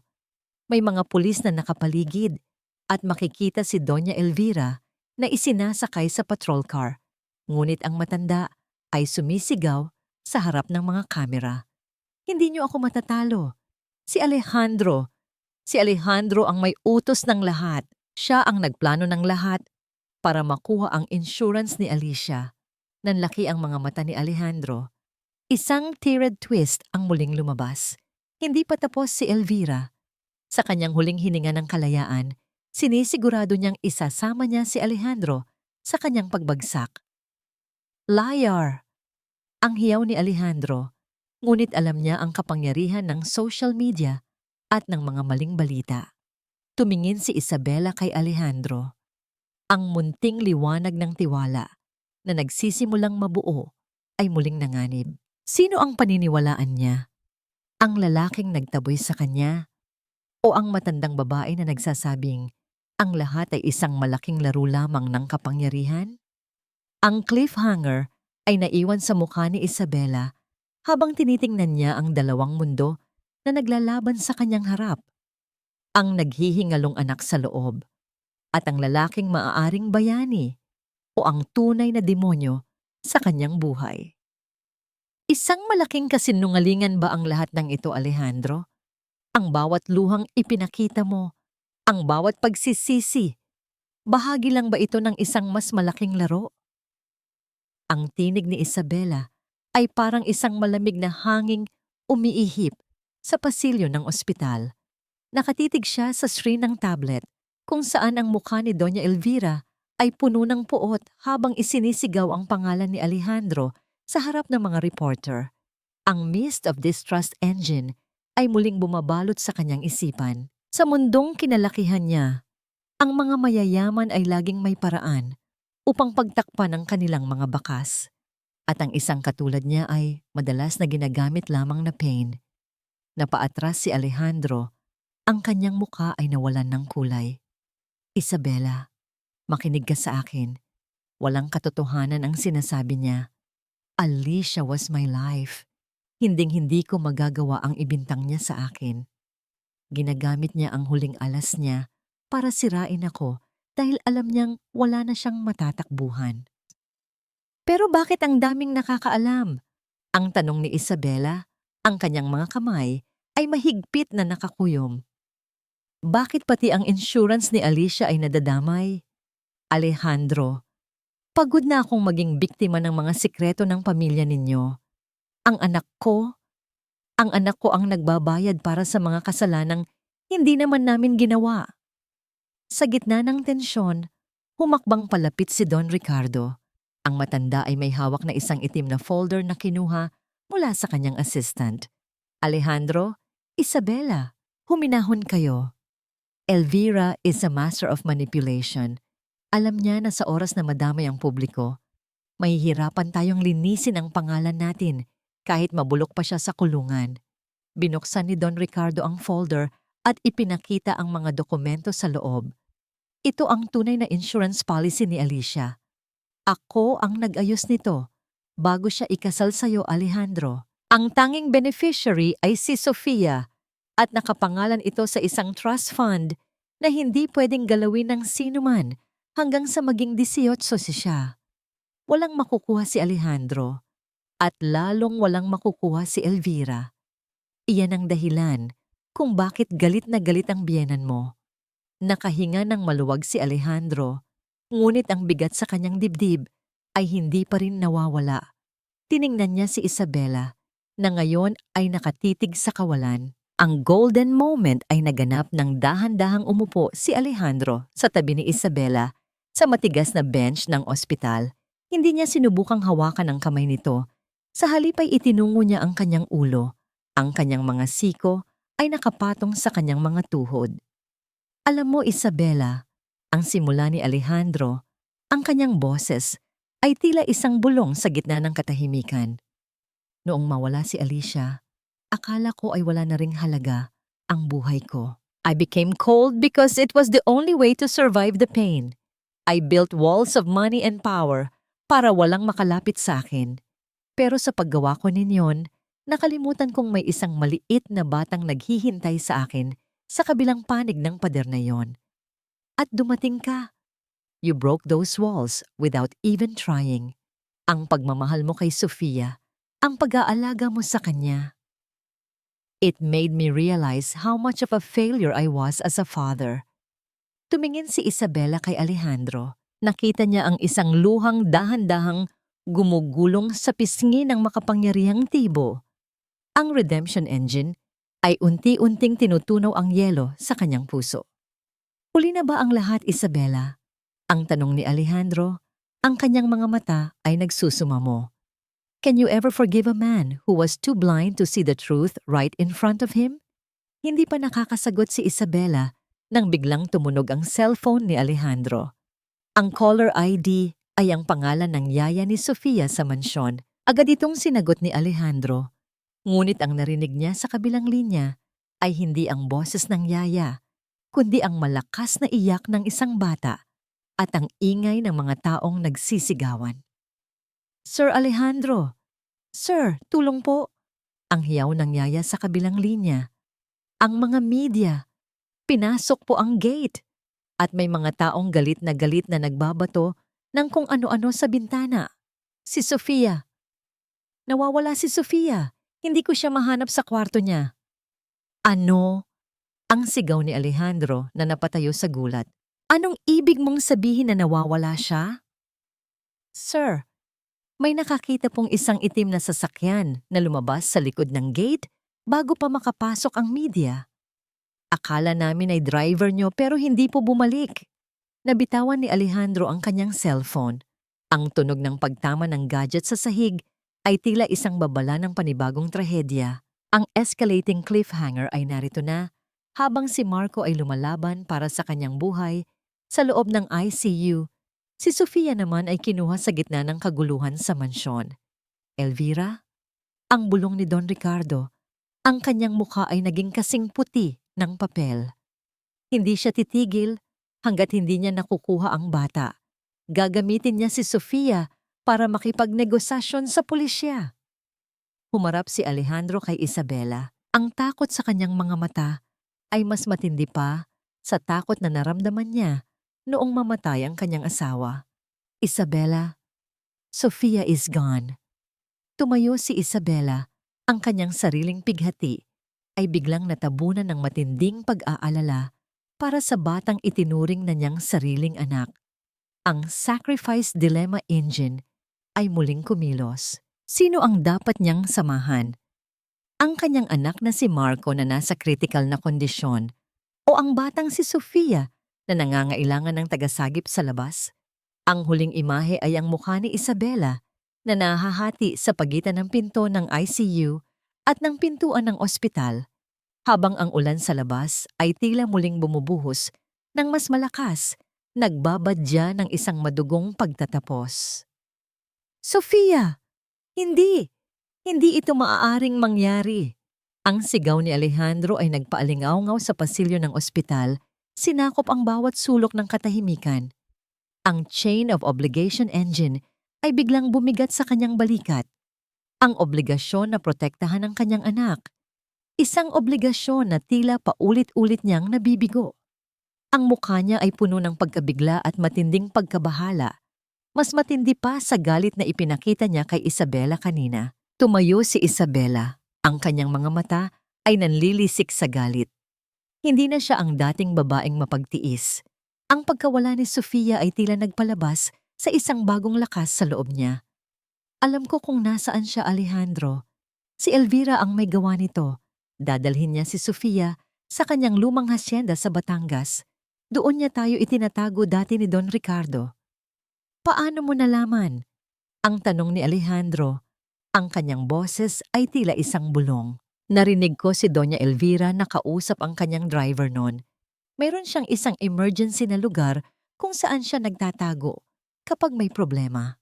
Ang paliwanag ni Isabela, Ang kanyang tinig ay matatag. Alam niya na malapit na siyang mabulok sa kulungan, kaya kukunin niya ang lahat ng pwedeng makuha niya. At si Sofia ang kanyang huling alas. Kailangan nating ipaalam ito sa pulisya, ang sabi ng assistant ni Don Ricardo na nagmamadali ng tumawag sa kanyang cellphone. Huli na ang pulisya. Ang putol ni Don Ricardo, ang kanyang mga mata ay puno ng lungkot. Alam ni Elvira ang lahat ng galaw nila. Kung tayo mismo ang susugod, mas mapanganib. Baka kung ano ang magawa niya sa apo ko. Wala na akong pakialam sa panganib. Ang sigaw ni Alejandro, ang kanyang mga kamao ay mahigpit na nakakuyom. I lost Alicia. Hindi ko kayang mawala si Sofia. Sumama ka sa akin, Isabela. Tulungan mo akong mahanap ang anak ko. Ang Sacrifice Dilemma Engine ay muling bumasag sa dibdib ni Isabela. Sa isang banda, si Marco ay nakaratay sa ICU, naghihingalo pa rin. Sa kabilang banda, si Sofia, ang batang minahal niya bilang sariling anak, ay nasa panganib. Ito ang golden moment ni Isabela. Ang pagpili sa pagitan ng dalawang anak. Tiningnan ni Isabela ang pintuan ng ICU kung saan nakaratay si Marco. Ngunit sa kanyang isipan, naririnig niya ang mga iyak ni Sofia, ang batang walang malay na inagaw sa kanya. Ang mga mata ni Isabela ay bumalik kay Alejandro, puno ng determinasyon. Sasama ako, ang sagot ni Isabela. Pero hindi para sa iyo, Alejandro, para kay Sofia at para sa hustisya na matagal nang ipinagkait sa amin ng pamilya ninyo. Sa isang iglap, tumalikod si Isabela at tumakbo patungo sa parking lot. Sumunod si Alejandro, ang kanyang mga hakbang ay mabilis at desperado. Si Don Ricardo naman ay naiwang nakatitig sa pintuan ng ICU. Ang kanyang mga mata ay puno ng panalangin para sa kanyang apo at sa dalawang taong sumusugod sa isang madilim na digmaan. Sumakay sila sa kotse ni Alejandro. Ang mga gulong ay umalingaw-ngaw sa semento habang mabilis na lumalabas sa parking lot ng ospital. Ang biyahe patungo sa Batangas ay puno ng katahimikan, ngunit ang bawat segundo ay puno ng tensyon at pag-aalala. Sa isipan ni Alejandro, bumabalik ang bawat alaala ni Sofia. Ang kanyang ngiti, ang kanyang mga katanungan, ang paraan ng pagyakap niya kay Isabela. Naramdaman niya ang matinding pagsisisi. Isabela, patawarin mo ako. Ang bulong ni Alejandro, ang kanyang mga kamay ay mahigpit na nakakapit sa manibela. Kung hindi dahil sa akin, hindi sana kayo nasa sitwasyong ito. Kung hindi ako naging bulag, sana ay ligtas si Sofia. Huwag ngayon ang oras para sa pagsisisi, Alejandro. Ang sagot ni Isabela, ang kanyang mga mata ay nakatitig sa kalsada. Ang kailangan natin ngayon ay ang mahanap si Sofia. At pagkatapos niyan, pagkatapos nating mailigtas ang bata, doon tayo mag-uusap tungkol sa pagpapatawad. Ngunit habang papalapit sila sa Batangas, isang hindi inaasahang balita ang dumating. Nagring ang cellphone ni Alejandro. Ang tumatawag ay si Aling Nena. Sir Alejandro, si Sofia, nakita ko siya. Ang hiyaw ni Aling Nena sa kabilang linya. Nasa lumang bahay ni Doña Elvira sa Cavite. Hindi sa Batangas. Nagpapanggap lang ang matanda para iligaw kayo. Nanlaki ang mga mata ni Alejandro at Isabela.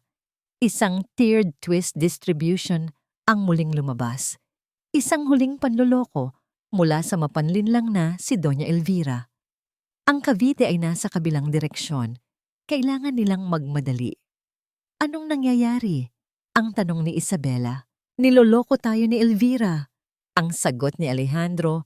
Habang mabilis na pinaikot ang manibela, ang kotse ay halos lumipad sa kalsada. Nasa Cavite si Sofia. Kailangan nating bumalik. Ang biyahe ay naging isang karera laban sa oras. Ang dangling mystery ay ang tanong kung bakit alam ni Aling Nena ang totoong kinaroroonan ni Sofia. Ngunit sa sandaling iyon, ang tanging mahalaga ay ang mailigtas ang bata. Nang makarating sila sa lumang hasyenda ni Doña Elvira sa Cavite, Ang lugar ay balot ng dilim at katahimikan. Ang mga bintana ay sirang-sira. Ang mga pader ay puno ng graffiti. Tila isang pinagmumultuhan na bahay. Sofia! Ang sigaw ni Alejandro habang mabilis na binubuksan ng gate. Ngunit nang pumasok sila sa bakuran, isang matalim na tunog ng pagtama ng bagay sa metal ang narinig nila. Mula sa likod ng isang sirang sasakyan, lumitaw ang dalawang lalaking tauhan ni Doña Elvira, hawak ang mga baseball bat. Akala niyo ba ay makakapasok kayo rito nang ganun-ganun na lang? Ang sabi ng isa sa mga lalaki, ang kanyang boses ay puno ng paghamon. Ang utos ni Madam Elvira, sino mang pumasok, huwag nang palabasin pa. Ang escalating cliffhanger ay narito na. Nakatayo si Alejandro sa harap ni Isabela. Ang kanyang mga mata ay nakatingin sa mga sandata ng mga kalaban. Ngunit sa kanyang isipan, ang tanging naririnig niya ay ang iyak ni Sofia. Ang kanyang anak ay nasa loob at wala siyang balak na umalis nang hindi ito kasama. Ang huling imahe ay ang mukha ni Isabela na puno ng takot habang ang dalawang lalaki ay dahan-dahang lumalapit. Ang kanilang mga anino ay humahaba sa ilalim ng malamlam na ilaw ng buwan. "Huwag kayong lalapit!" Ang sigaw ni Alejandro. Ang kanyang boses ay nagpapakita ng isang uri ng tapang na hindi pa nakikita ni Isabela. Inilabas niya ang kanyang cellphone, hindi para tumawag, kundi para gamitin bilang isang panangga. Ang Crucible of Rivalry engine ay umabot na sa rurok nito. Ito ay isang labanan, hindi lamang para kay Sofia, kundi para sa kalayaan at dangal na ipinagkait sa kanila. Ang dalawang lalaki, na may mga katawan na sinanay sa pakikipaglaban, ay humalakhak. "Cellphone lang ba ang sandata mo, boss? Hindi ka na siguro sanay makipag-away." Ngunit bago pa man makasagot si Alejandro, isang bagay ang umalingaw-ngaw sa hangin. Mula sa likod ng isang puno, lumitaw si Aling Nena. Hawak ang isang matalim na itak. Ang matanda, na kanina ay nasa Cavite, ay sumunod pala sa kanila. "Mga walang hiya! Bitawan niyo ang anak!" Ang hiyaw ni Aling Nena habang mabilis na lumalapit. Ang kanyang mga mata ay nag-aapoy sa galit at ang itak sa kanyang kamay ay kumikinang sa ilalim ng ilaw ng buwan. Ang golden moment ay naganap. Isang ordinaryong tindera ng sampagita, handang lumaban para sa hustisya. Nagulat ang mga lalaki. Hindi nila inaasahan ang pagdating ng matanda. Ginamit ni Alejandro ang pagkakataon. Sinipa niya ang tuhod ng pinakamalapit na lalaki. At nang matumba ito, inagaw niya ang baseball bat at inihampas sa isa pang lalaki. Ang tunog ng pagtama ng bat sa balikat ay malakas at nakakabingi. At ang lalaki ay napasigaw sa sakit. Si Isabela naman, sa gitna ng kaguluhan, ay mabilis na tumakbo patungo sa loob ng hasyenda. "Sofia! Sofia, anak! Nandito na kami!" Ang loob ng hasyenda ay madilim at malamig. Ang amoy ng alikabok at luma ay nanunuot sa kanyang ilong. Sa dulo ng isang mahabang pasilyo, nakita niya ang isang silid na may bahagyang liwanag. Doon, sa isang sulok, nakaupo si Sofia. Yakap ang kanyang mga tuhod. Ang bata ay umiiyak ng mahina. "Sofia!" Ang bulong ni Isabela habang tumatakbo papalapit. Niyakap niya ang bata nang mahigpit. Ang kanyang mga luha ay dumaloy sa balikat ni Sofia. "Salamat sa Diyos at ligtas ka." "Isabela." Ang mahinang bulong ni Sofia, ang kanyang boses ay garalgal. Ito ang golden moment ng kabanatang ito, ang muling pag-uusap ng mag-ina. "Natatakot ako. Sinabi ni Lola na masamang tao ka." "Hindi totoo yan, anak," ang sagot ni Isabela habang hinahaplos ang buhok ng bata. "Si Lola mo ang masamang tao, pero huwag kang mag-alala. Ligtas ka na." Ngunit bago pa man sila makalabas, isang matinis na tawa ang umalingaw-ngaw sa buong hasyenda. Mula sa likod ng isang sirang pader, lumitaw si Doña Elvira. Ang kanyang damit ay gulo-gulo, ang kanyang buhok ay sabog. at ang kanyang mga mata ay puno ng kabaliwan. Sa kanyang kamay, may hawak siyang isang maliit na pistola. Akala niyo ba ay matatalo niyo ako? Ang sigaw ni Doña Elvira, ang kanyang tawa ay mas malakas na ngayon. Sa tagal ng panahon, walang makakatalo sa akin. Walang makakakuha sa kayamanan ko. At walang makakakuha kay Sofia. Napatigil si Isabela at Sofia. Ang escalating cliffhanger ay narito na. Elvira, huwag mong gawin yan. Ang sigaw ni Alejandro, nakadarating lang, kasama si Aling Nena na may mga sugat sa braso. Ang dalawang lalaki ay nakahandusay na sa labas. Alejandro, ang traidor! Ang hiyaw ni Doña Elvira habang itinutok ang pistola kay Sofia. Kung hindi ka magiging akin, wala kang magiging sino man. Kung hindi ka pwedeng manahin ang kayamanan ng mama mo, hinding-hindi ka rin makikinabang sa buhay mo. Wala kang karapatang saktan ng bata. Ang sigaw ni Isabela habang pilit na tinatakpan si Sofia. May karapatan ako. Ako ang lola niya. Ako ang nagpalaki sa kanya. Ang balik ni Doña Elvira. At ikaw, Isabela, ikaw ang sumira sa lahat. Ikaw ang ahas na pumasok sa pamamahay namin. Dahan-dahang lumapit si Alejandro. Sinusubukang makipag-usap kay Doña Elvira. Ina, huwag kang magpadalos-dalos. Mag-usap tayo. Alam ko na mahirap ang pinagdadaanan mo. Pero huwag mong idamay si Sofia. Huli na ang lahat, Alejandro. Ang sigaw ni Doña Elvira. Papanagutin ko kayong lahat, lalong-lalo na ang babaeng ito na umagaw sa lahat ng dapat ay sa akin. Itinaas ni Doña Elvira ang kanyang kamay. Ang baril ay nakatutok kay Isabela. Ngunit bago pa niya maputok ang bala, isang matalim na tunog ang umalingaw-ngaw sa buong hasyenda. Mula sa likod ng isang sirang dingding, lumitaw si Don Ricardo. Hawak ang isang matandang shotgun na matagal nang nakatago sa hasyenda. Bitawan mo ang baril na yan, Elvira. Ang boses ni Don Ricardo ay matatag, puno ng awtoridad. Tapos na ang laro mo. Nagulat si Doña Elvira. Hindi niya inaasahan ang pagdating ng kanyang asawa. Ang kanyang mga mata ay puno ng takot at galit. Ricardo, buhay ka? Ang bulong ni Doña Elvira. Buhay ako, Elvira, at sisiguraduhin kong pagbabayaran mo ang lahat ng ginawa mo. Ang sagot ni Don Ricardo. At Isabela, kailangan nating malaman ang lahat ng sikreto ni Elvira. Ang mga dokumento. Nasaan ang mga dokumento na nagpapatunay sa kanyang mga kasalanan? Isang dangling mystery ang lumabas. Anong mga dokumento ang tinutukoy ni Don Ricardo? At saan ito itinago ni Doña Elvira? Sa gitna ng kaguluhan, ang pulisya na tinawagan ni Don Ricardo ay dumating na rin sa hasyenda. Ang mga ilaw ng patrol car ay bumabasag sa dilim at ang mga sirena ay umalingaw-ngaw sa buong lugar.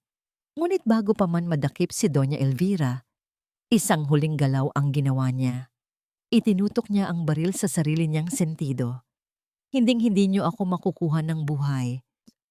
Ang hiyaw ni Doña Elvira, ang kanyang mga mata ay puno ng kabaliwa. Elvira, huwag! Ang sigaw ni Alejandro. Ang huling imahe ay ang mukha ni Isabela na puno ng takot at pag-aalala, habang ang kamay ni Doña Elvira ay unti-unting pinipindot ang gatilyo. Ang tunog ng putok ay tiyak na magdadala sa isang madugong pagtatapos. Ang isang malakas na tunog ng putok ay umalingaw-ngaw sa buong hasyenda. Tila isang kidlat sa gitna ng kadiliman. Napapikit si Isabela, niyakap ng mahigpit si Sofia. Iniisip na yon na ang katapusan ng lahat. Ngunit nang dahan-dahan niyang imulat ang kanyang mga mata, nakita niya si Doña Elvira na nakatayo pa rin. Ang baril ay nasa kanyang kamay at ang kanyang mga mata ay nanlilisik pa rin sa galit. Hindi sa sentido niya itinutok ang baril, kundi sa kisame. Isang huling pagtatangka upang manggulo, upang iparamdam ang kanyang kapangyarihan kahit sa huling sandali. Ngunit ang bala ay tumama sa isang luma at kalawangin na tubo ng tubig. at biglang bumuhos ang tubig mula sa itaas na tila luha ng langit na naglilinis sa mga kasalanan ng nakaraan. Elvira, tapos na ang lahat, ang sabi ni Don Ricardo. Ang kanyang boses ay puno ng pagod. Suko ka na. Hindi mo na maipagtatanggol ang sarili mo. Hindi. Hinding-hindi ako susuko. Ang sigaw ni Doña Elvira, ang kanyang mga mata ay punong-puno ng kabaliwan habang pinupunasan niya ang tubig na tumutulo sa kanyang mukha. Alam kong may nakatago pa rin dito. Ang mga dokumento.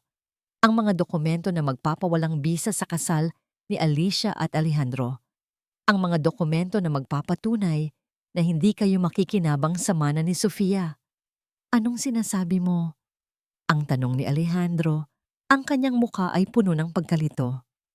Oo, hindi totoong kasalang kasal niyo ni Alicia, ang hiyaw ni Doña Elvira. Peke ang papers. Niloko ko kayong lahat para hindi niyo makuha ang pera ng pamilya namin at ang mga ebidensya nakatago sa loob ng lumang libro sa library. Ang Lumen ad Solem, walang makakakita niyan. Ito ang dangling mystery na biglang nabigyan ng kasagutan. Ang tiered twist distribution ay muling naganap. Isang huling pagtatangka ni Doña Elvira na sirain ang lahat. Ngunit ang kanyang pagtatangka ay naging daan upang mailabas ang lahat ng kanyang sikreto. Mabilis na gumalaw ang mga pulis. Dinakip nila si Doña Elvira na patuloy pa ring sumisigaw at lumalaban. Ibinabaon ng matanda sa patrol car, ang kanyang tila ay isang hayop na nahuli sa bitag.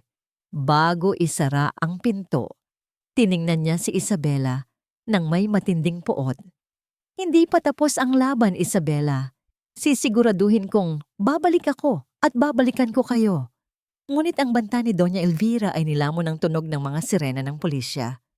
Ang hustisya, sa wakas, ay nagsimulang gumulong. Agad na dinala si Sofia sa ospital para sa medical check-up. Si Alejandro at Isabela ay magkasamang sumama.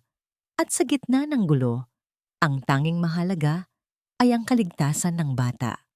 Samantala, bumalik si Don Ricardo sa mansyon, kasama ang kanyang assistant at ang pulisya.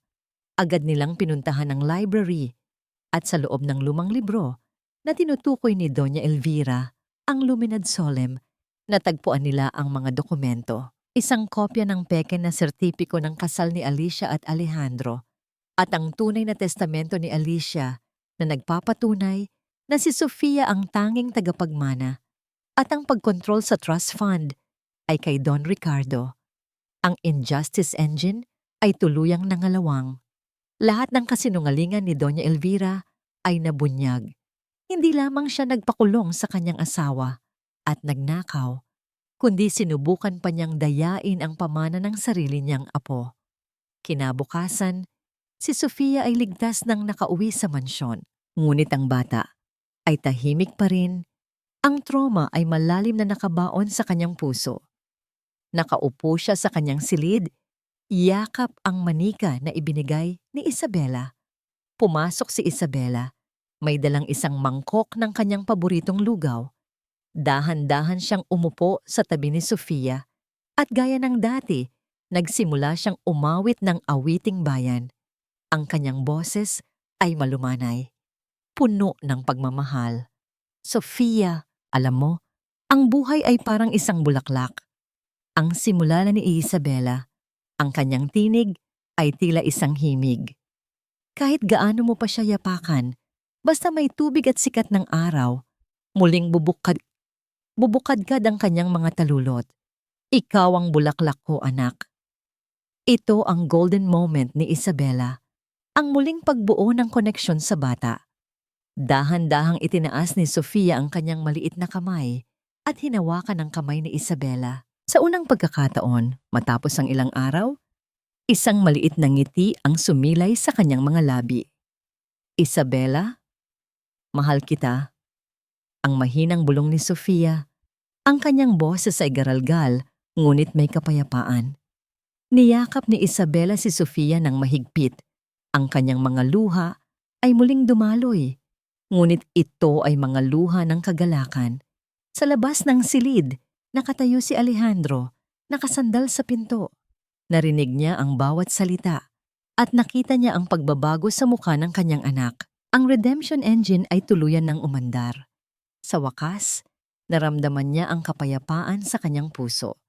Lumapit si Alejandro kay Isabela at Sofia, ngunit hindi na siya ang mayabang na amo. Ang kanyang mga mata ay puno ng pagpapakumbaba. Isabela, Sofia, alam kong hindi sapat ang isang simpleng tawad para sa lahat ng ginawa ko. Ang simula ni Alejandro. But I promise you, I will make it up to both of you. Hindi na ako magiging bulag. Hindi na ako magiging bingi sa katotohanan. At gagawin ko ang lahat para protektahan kayong dalawa. Tiningnan ni Isabela si Alejandro. Ang mist of distrust engine ay unti-unti nang naglalaho. Ang pagbabago sa lalaki ay tunay, hindi lamang sa salita, kundi sa bawat kilos. Ngunit ang tanong kung paano magpapatuloy ang kanilang buhay ay nananatiling isang dangling mystery. Ang huling imahe ay ang tatlong tao, Isabela, Alejandro, at Sofia, na magkasama sa isang silid. Ang kanilang mga puso ay puno ng pag-asa. Ang labanan ay tapos na, ngunit ang paglalakbay patungo sa pagpapatawad at pagmamahalan ay nagsisimula pa lamang. Ang gabi ay dahan-dahang lumulubog at ang liwanag ng umaga ay nagsisimulang sumilay sa bintana, nagdadala ng pangako ng isang bagong simula. Ang mansyon ni Alejandro ay dahan-dahang bumabalik sa dati nitong kapayapaan, ngunit ngayon, ito ay may kasamang bagong init at liwanag. Wala na ang malamig na katahimikan na dating bumabalot dito. Sa halip, naroon ang mahihinang tawanan ni Sofia, ang malumanay na boses ni Isabela, at ang tila laging nakabantay na presensya ni Alejandro. Ang Path to Redemption engine ay tuluyan ng umandar at ang bawat isa sa kanila ay nagsisimulang gumaling. Lumipas ang mga linggo. Si Doña Elvira ay nahaharap sa maraming kaso, kabilang ang pagkulong sa kanyang asawa, pagnanakaw, at pagtatangkang manlinlang sa pama. Ang mga ebidensyang natagpuan sa hasyenda at ang testimonya ni Don Ricardo ay sapat na upang tuluyan siyang mabulok sa kulungan. Si Marco, sa kabutihang palad, ay tuluyan ng gumaling. Matapos ang ilang linggo sa ospital, nakauwi na rin siya sa probinsya at nagpapagaling, ngunit sa tulong na ng isang espesyalistang pinadala ni Don Ricardo. Ang chain of obligation engine ay ngayon ay mas nakatuon na sa pagbuo ng isang pamilya, hindi sa pagtupad ng mga nakaraang utang na loob. Isang hapon, nakaupo si Isabela sa hardin. Tinuturuan si Sofia kung paano magtanim ng mga bulaklak. Ang mga daliri ng bata ay marahang humahawak sa lupa. Ang kanyang mga mata ay nagniningning sa tuwa. Nakikita ni Isabela sa mga mata ni Sofia ang parehong kislap na nakikita niya sa mga mata ni Marco. Isabela, can we talk? Ang tanong ni Alejandro, ang kanyang boses ay malumanay. Nakaupo siya sa isang upuan. Sa hindi kalayuan, pinagmamasdan ang dalawa. Tungkol saan, Sir Alejandro? Ang tanong ni Isabela, ang kanyang tinig ay walang bahid ng puot, kundi puro lamang paggalang. Hindi na, Sir Alejandro. Ang sagot ni Alejandro, isang malungkot na ngiti ang sumilay sa kanyang mga labi. Alejandro na lang. And about our future. Ang golden moment ay naganap. Lumapit si Alejandro at umupo sa tabi ni Isabela. Hindi niya inabot ang kamay nito. Sa halip ay tiningnan niya si Sofia na masayang naglalaro. Isabela, alam kong napakaraming mali ang nagawa ko. I lost my way. Pero itinuro mo sa akin ang daan pabalik. Itinuro mo sa akin kung paano maging isang tao muli. At higit sa lahat, itinuro mo sa akin kung paano maging isang ama. Huminga ng malalim si Alejandro. I know this is a lot to ask, but I want you to stay. Hindi bilang isang katulong, kundi bilang bahagi ng pamilyang ito. Sofia needs you. I need you. I need you to help me fix all the broken pieces of my life. And maybe, just maybe, We can build a new family together, not to replace Alicia, but to honor her memory by bringing back love and joy into this home. Ang Sacrifice Dilemma Engine ay muling kumilos sa puso ni Isabela. Ang kanyang pangarap ay ang simpleng mamuhay kasama ang kanyang anak sa probinsya. Ngunit sa kanyang harap, naroon ang isang batang nangangailangan ng kanyang pagmamahal at isang lalaking humihingi ng ikalawang pagkakataon. Paano si Marco? Ang tanong ni Isabela. Ang kanyang tinig ay puno ng pag-aalinlangan. Hindi ko naman hinihingi na kalimutan mo si Marco, ang sagot ni Alejandro. Gagawin ko ang lahat para maging magkaibigan ang mga anak natin. Magiging magkapatid sila, Isabela. Tutulungan natin silang lumaki ng may pagmamahalan. We can fly him here. I can provide the best medical care and education for him. Just don't leave us.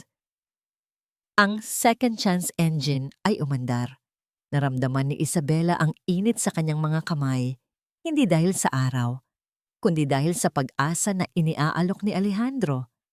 Ang kanyang puso ay puno ng kilig at pag-asa. Sa kauna-unahang pagkakataon, hindi siya natatakot na mangarap. Pero marami pa tayong dapat pagdaanan, ang sabi ni Isabela. Ang kanyang boses ay tila isang bulong. We will face it together, ang sagot ni Alejandro. Ang kanyang mga mata ay nagniningning sa pag-asa. I promise you, Isabela, hindi na ako mangiiwan. Hindi na ako magiging bulag. Sa gitna ng kanilang pag-uusap, tumakbo papalapit si Sofia, may hawak na isang sariwang bulaklak. Iniabot niya ito kay Isabela, pagkatapos ay kay Alejandro. Papa? Isabela? Friends? Ngumiti si Isabela at hinaplos ang ulo ng bata. Ngumiti rin si Alejandro at sa isang golden moment na puno ng pag-asa, inabot niya ang kamay ni Isabela at marahan itong hinawakan. Hindi ito isang romantikong kilos, kundi isang pangako ng pagkakaisa, ng pagpapatawad at ng isang bagong simula.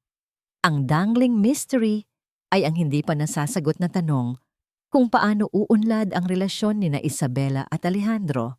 Ito ba ay magiging isang pag-ibig? O mananatili lamang silang magkaibigan na nagbubuo ng isang sirang pamilya? Ang huling imahe ay ang tatlong tao. Nakaupo sa hardin, pinagmamasdan ang mga bulaklak na dahan-dahang bumubukadkad sa ilalim ng mainit na sikat ng araw. Ang kanilang mga puso ay puno ng pag-asa. Ang nakaraan ay hindi na mababago, ngunit ang kinabukasan ay puno ng walang hanggang posibilidad. Ang tunog ng tawanan ni Sofia ay tila isang bagong simponya na nagpapaalala na kahit sa pinakamadilim na sandali, laging may pag-asa.